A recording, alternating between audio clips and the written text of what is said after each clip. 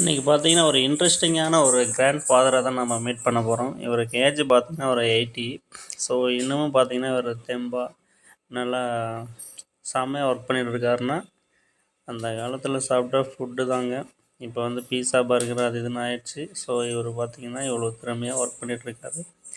இப்போ இருக்கிற இளைஞர்களுக்கு வந்து இவர் வந்து ஒரு எடுத்துக்காட்டாக இருக்கார். ஸோ இவரை மாதிரி ஆகணும். இவர் பார்த்திங்கன்னா நல்ல ஒரு டேலண்டான ஒரு கிராண்ட் ஃபாதர். ஸோ எனக்கு ரொம்ப வருஷமாக இவர் வந்து பழக்கம்.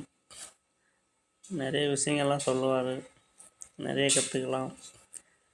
இவரை மீட் பண்ணணுன்னா கான்டாக்ட்ஸ் பண்ணுங்கள். நிறைய விஷயங்கள்லாம் சொல்லி கொடுப்பாரு. இன்ட்ரெஸ்டிங்கான ஒரு காய்ஸ் பீப்புள்ஸ்னால் இவர் தான். ஸோ எவ்வளவோ பேர் வந்து இன்றைக்கி வந்து சுற்றிட்டுருக்காங்க. ஸோ அவங்களுக்கெல்லாம் வந்து இவர் வந்து ஒரு முன் உதாரணம். ஆக்சுவலி உழைச்சால் மட்டும்தான் முன்னேற முடியும்.